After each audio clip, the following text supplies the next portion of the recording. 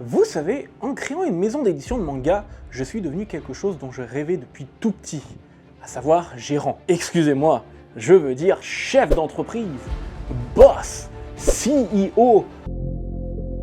This is Elon Musk. Quand même si bien le dire les personnes sur LinkedIn pour faire croire qu'ils ont une entreprise de 200 000 employés, alors qu'en réalité ils sont juste auto-entrepreneurs à travailler chez eux en pyjama. Et je ne dis pas ça parce que je le fais moi-même. En vrai, c'est très bien de travailler chez soi en pyjama. En plus, c'est confortable. C'est honteux! Quand on pense chef d'entreprise, on pense voyage, on pense leader charismatique qui sait diriger ses entreprises, gros capitaliste qui va compter le moindre de ses centimes et qui va virer la moitié de son personnel sur la base du profit et des dividendes. Je crois que je m'égare un tout petit peu là. Mais en réalité, chef d'entreprise, c'est une grosse galère. Une putain de galère. C'est galère. Non, parce que je veux dire, à moins de s'appeler Elon Musk, il y a très peu de chances pour que tous les projets que vous lanciez soient des succès. Ah, même pour lui, je crois qu'en ce moment, c'est un tout petit peu compliqué.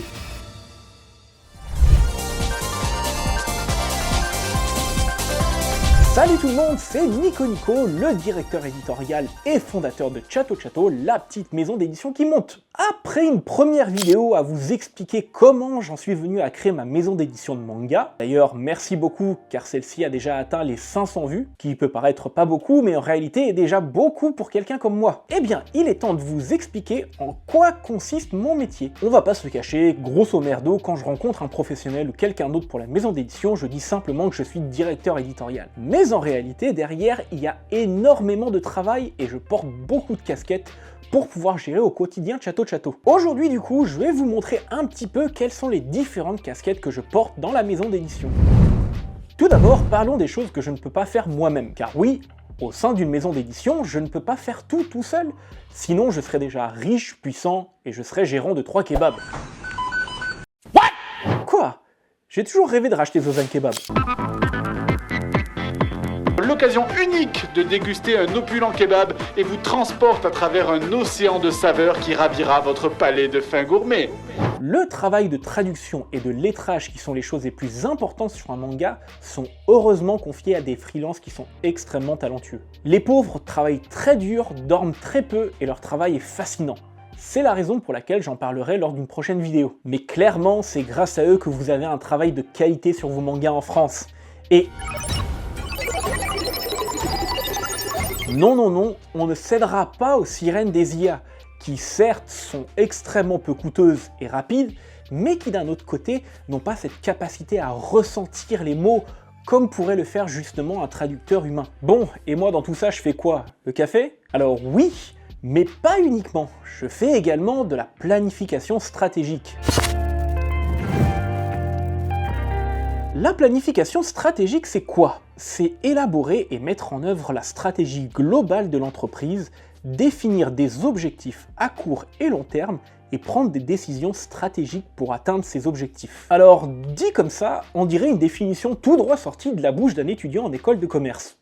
Et voilà, c'est le cas. Alors certes, la planification stratégique a son importance. Mais par contre, passer des semaines à préparer des tableurs Excel avec plein de chiffres de partout, alors qu'on n'est même pas sûr d'atteindre nos objectifs, c'est une perte de temps, voire de la poudre aux yeux. C'est de la poudre de perlimpin. Pour moi, il est important de déterminer des objectifs, mais non pas en termes de chiffres, mais plutôt en termes de level up.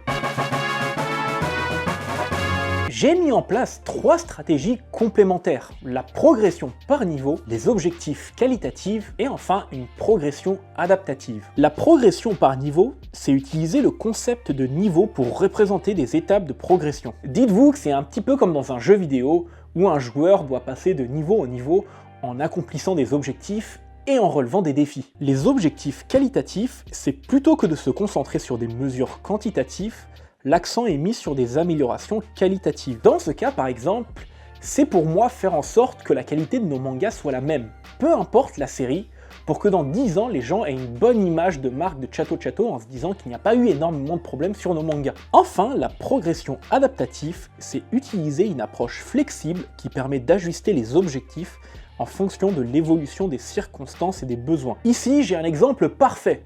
C'est le Covid qui nous a tous mis dans la merde.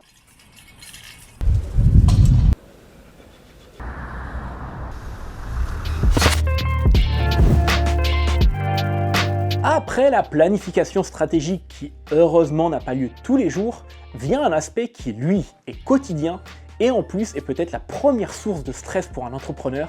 Il s'agit de la gestion financière. Non, pas ça. Non, non, non. Bon, tu l'auras compris, la gestion financière, c'est avant tout suivre les finances de l'entreprise, gérer la trésorerie, suivre les revenus et les dépenses, et prendre des décisions financières stratégiques. Ça, c'est dans la théorie, car dans la réalité, y a des merdes qui débarquent de nulle part comme ça tout le temps. Oh shit, here we go again. Dis-toi que c'est comme dans un jeu vidéo ultra buggé. T'auras beau te préparer au mieux, gérer ton budget comme il le faut, vérifier au quotidien tes dépenses, il suffira d'un bug pour que derrière tout ça s'écroule et que tu sois obligé de jongler au jour le jour. Et dites-vous que dans le monde de l'édition, c'est encore pire, car en plus de devoir avancer les frais 12 mois d'avance. Contrairement à un commerce normal qui, quand il vend quelque chose, reçoit l'argent directement sur son compte bancaire, nous, on ne reçoit l'argent des ventes des mangas que 90 jours après la sortie de celui-ci. Oh merde. Oh, c'est con ça. Et je vous ai dit qu'avec le système de retour, l'argent que tu perçois des librairies et magasins spécialisés n'est jamais vraiment le tien. Je vous l'expliquerai lors d'une prochaine vidéo. Dans le cas spécifique de Chado Chateau, la gestion financière, c'est le nerf de la guerre. Tout simplement car en fait la maison d'édition fonctionne via un système de croissance organique. Pour faire simple, dis-toi que la maison d'édition n'a pas fait appel à une levée de fonds, à des crédits bancaires ou alors est le fruit d'une acquisition externe. On grandit uniquement grâce à nos ventes, du coup il faut être extrêmement prudent sur chacune de nos opérations. Bref, c'est la partie la plus stressante de mon travail et malheureusement pour moi c'est celle qui me prend le plus de temps. Un autre aspect de mon travail qui me prend énormément de temps, c'est la gestion opérationnelle. Il s'agit de superviser les opérations quotidiennes de l'entreprise, veiller à ce que le processus fonctionne efficacement et résoudre les différents problèmes opérationnels. En gros, dites-vous que c'est essayer d'arranger les problèmes au quotidien. Et croyez-moi qu'il y en a. Mais dans mon cas très précis, il y a une partie qui est assez fun et il s'agit de la supervision éditoriale. Ah, enfin on parle éditeur. Comme je l'ai dit précédemment, en plus de la casquette de chef d'entreprise, je porte également celle de directeur éditorial. Celui-ci est chargé de superviser la production d'une série de mangas, collaborant avec les auteurs, les ayants droit et les équipes d'adaptation pour s'assurer de la cohérence éditoriale tout en respectant les délais. Je suis un tout petit peu un chef d'orchestre. Je dois avoir une vue d'ensemble sur tout et faire de sorte que toutes ces personnes qui sont dans la chaîne de fonctionnement puissent créer une synergie pour aboutir à une interprétation parfaite d'une œuvre.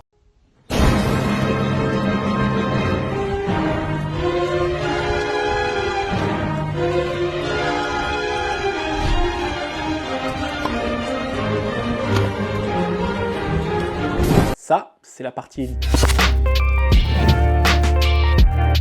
Ah, parlons maintenant des ressources humaines. Il s'agit de recruter, former et gérer le personnel, ainsi que traiter les questions liées aux ressources humaines, telles que les évaluations de performance, les relations avec les employés... Attendez J'avais oublié que j'étais seul à gérer tout ce bordel. Hello, darkness, my old friend. Du coup, je me suis recruté moi-même car, voyez-vous, j'ai le meilleur profil. Do you speak English? English, oui. My father is a Cajun. Je me suis formé. Par contre, quand il s'agit de me gérer au quotidien, c'est pas tous les jours facile. Vous êtes viré. C'est dommage, hein, parce que vous n'avez pas vu toutes mes qualités. Bon, en fait, il sait jongler, on garde. La vente et le marketing sont des éléments essentiels dans le bon développement d'une entreprise. Il s'agit de développer des stratégies de vente, promouvoir les produits et entretenir des relations avec les clients. C'est clairement la partie que je préfère dans mon métier, car dans notre cas, on n'a pas énormément de budget et il faut savoir être créatif. Les digital natives, comme vous et moi, on est super sensibles au buzz et adeptes du social networking. Mais attention, on ne fait pas regarder n'importe quoi. Il faut proposer du high quality content. Paradoxalement, c'est un élément que négligent beaucoup de jeunes entrepreneurs, et cela pour deux raisons. Soit cela n'est pas très important à leurs yeux car ils n'ont pas beaucoup de temps à y consacrer, soit ils pensent que c'est très compliqué et derrière qu'il faut payer une fortune à une personne pour pouvoir gérer cet aspect-là. L'équipe InVisu, c'est 57% producer and réalisateur, 43% d'experts, data miners, community managers, et ça, c'est juste la bonne formule pour mettre en place un marketing basé sur le brand equity online. Alors certes, payer un chargé de communication vous apportera toujours des atouts supplémentaires dans votre entreprise, mais on peut très bien avoir une bonne communication avec très peu de budget et en prenant très peu de son temps. De mon côté, mes études de communication m'ont apporté un bagage supplémentaire et m'ont permis très rapidement de mettre en place une stratégie de communication efficace et organisée. Alors malheureusement, comme j'ai le syndrome de l'imposteur, malgré tous mes efforts, j'ai souvent l'impression que mes confrères font un bien meilleur travail que moi. Et j'ai tendance à oublier qu'en réalité, ils ont simplement plus de budget et qu'ils sont souvent plus nombreux. Du coup, à ma petite échelle, on pourrait considérer que mon travail est correct. D'ailleurs, n'hésitez pas à me dire en commentaire ce que vous pensez de la communication de Chatto Chatto. On passe maintenant au service après-vente. Le service client, c'est répondre aux demandes des clients, résoudre les problèmes liés aux produits ou services et maintenir une satisfaction client élevée. Alors de notre côté, j'ai de la chance car nos mangas sont distribués. Du coup, je n'ai pas à gérer énormément le SAV, sauf pour les produits qui sont directement vendus sur notre boutique en ligne, comme par exemple les illustrations anniversaires. Ah, c'est vrai qu'en 2023, j'ai eu pas mal de galères avec les illustrations anniversaires. D'ailleurs, ça continue, comme vous pouvez le voir dans la vidéo Journal de bord 0. Si vous ne l'avez toujours pas vu, le lien est en description. Mais bon, je me suis démené car pour moi, c'est extrêmement important. Le SAV est essentiel afin de pouvoir garantir une bonne image de marque. Vient maintenant la partie que je déteste le plus. Non, excusez-moi, que je hais le plus. À tel point que je finis souvent comme le mérovingien dans Matrix. Nom de Dieu, de putain de bordel de merde, de saloperie, de connard, d'enculé de ta mère. Il s'agit de la gestion administrative. Il s'agit de s'occuper des tâches administratives telles que la gestion des contrats, la tenue des registres et la gestion des fournisseurs ou encore la conformité aux réglementations locales. En gros, il s'agit de la paperasse et croyez-moi, ça prend une bonne partie de mon temps. Ce que je dis à chaque fois, c'est qu'une entreprise, c'est 90% d'emmerde et 10% de plaisir. Et en réalité, dites-vous que dans les 90%, la majorité, c'est lié à des problèmes administratifs. Une réglementation que tu ne connais pas bien, mauvaise gestion des déclarations d'impôts, gestion de la comptabilité, checker régulièrement les contrats. Si dans les grandes entreprises, il y a tout un service qui est dédié rien qu'à ça, c'est bien pour une raison. Mais en réalité, quand tu dois faire tout toi-même, t'as intérêt à être bien accroché.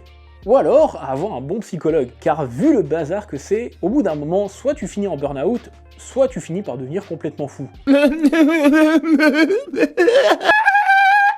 En 2023, c'est 55 492 entreprises qui étaient en liquidation. Et croyez-moi que dans le lot, il y en a beaucoup qui ont été découragés par l'administratif qui les empêchait de se focaliser sur la croissance de leur entreprise. En bref, si la gestion administrative était un personnage de manga, il serait le boss ultime, celui qui se réincarne à chaque fois que tu crois l'avoir battu.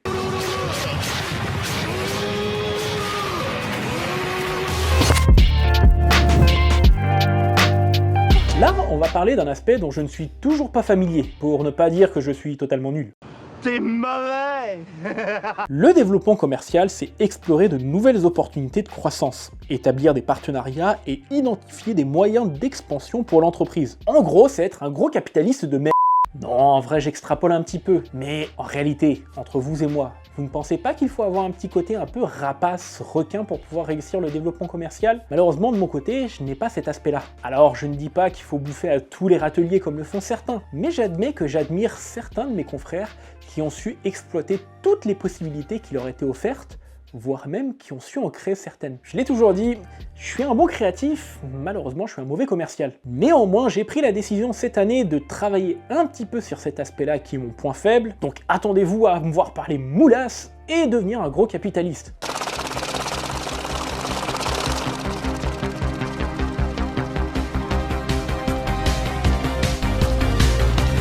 Vient enfin la partie de mon métier que je préfère le plus, la veille.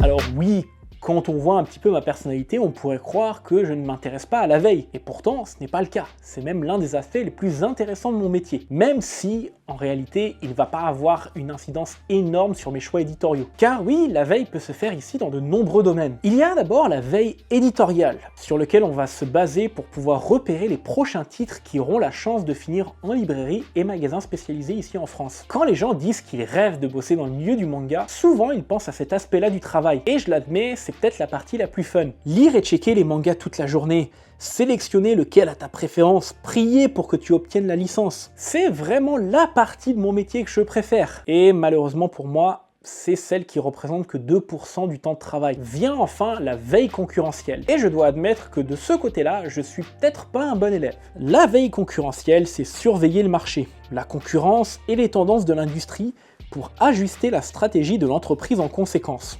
Bon, de ce côté-là, si certains de mes confrères m'ont appelé le chien fou, voire le labo, c'est pour une raison, c'est parce que je fais n'importe quoi, je suis pas les tendances. Oui, mais don't do that here. Augmenter le prix du manga car le prix des matières premières a explosé? On s'en fout. On garde le même prix et on rogne encore plus sur nos marges. Les collecteurs sont devenus monnaie courante et rapportent beaucoup d'argent?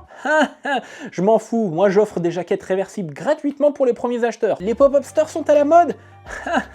Osef, moi je m'en bats les steaks. Derrière, je décide de faire un putain de café à thème avec l'approbation de 12 éditeurs japonais et taïwanais. Ah, je vous l'avais dit, hein. Très bon créatif, mais très mauvais commercial. Après vous avoir énuméré toutes les casquettes que je suis obligé de porter pour gérer la maison d'édition, vous allez me dire « Mais Nico, à quel moment tu dors ou tu vis ?» Eh bien c'est simple, je dors pas.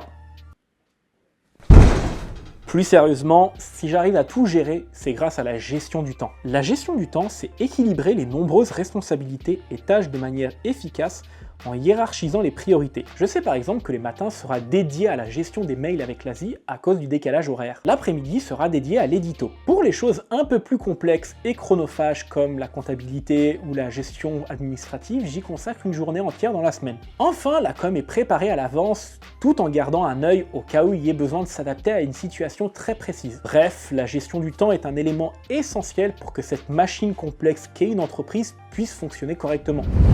J'espère que cette vidéo vous a permis de comprendre un tout petit peu mieux comment je fonctionne au quotidien et de comprendre que derrière chaque manga Chato que vous lisez se cachent des hommes qui travaillent d'arrache-pied pour faire de sorte que chaque manga que vous ayez entre les mains soit le mieux fini possible. Si vous avez aimé cette vidéo, n'hésitez pas à vous abonner, à cliquer sur la cloche de notification et à laisser un petit like sur cette vidéo. N'oubliez pas qu'à 1000 abonnés, j'organiserai un petit concours en accord avec le Step Up abonné que je vous ai révélé dernièrement. Je vous dis à très bientôt, c'était Nico et moi je retourne me reposer.